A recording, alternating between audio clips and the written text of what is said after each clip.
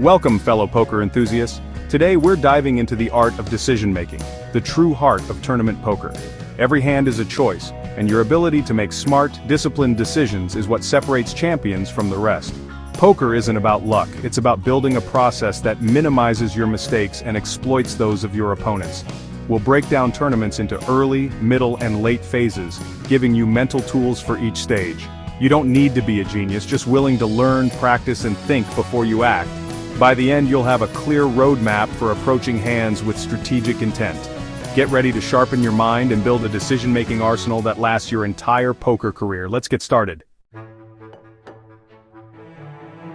In the early stages of a poker tournament, your primary objective is to steadily accumulate chips while taking as little unnecessary risk as possible.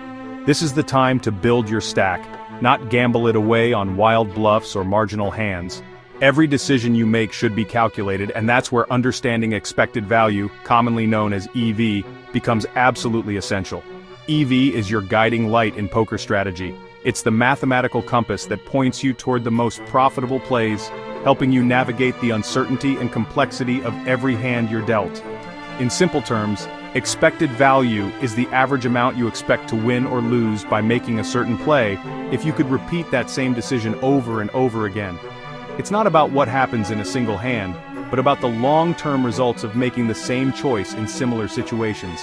Every action you take at the table, whether it's betting, calling, or folding, has its own EV attached to it. Some plays will win you chips in the long run, while others will cost you. Your job as a player is to consistently choose the action with the highest expected value, even if it sometimes means folding a decent hand or making a tough call. Let's look at a practical example. Suppose you're holding ace-king suited on the button, and an aggressive opponent raises in front of you. You estimate that if you re-raise, your opponent will fold half the time and call the other half. Each outcome has its own potential reward and risk.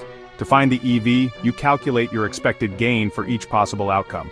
How much you win when they fold, how much you win or lose when they call, and then combine those results, weighted by how often each outcome happens. If the total EV is positive, that means your play is profitable in the long run. It's not about winning every time, but about making decisions that will earn you chips over hundreds or thousands of hands. You don't need to pull out a calculator at the table for every hand.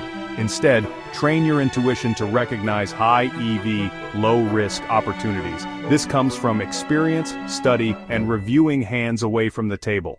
In the early stages, it's wise to play tight but aggressive, selecting strong hands and playing them assertively, while avoiding the temptation to risk your tournament life on marginal or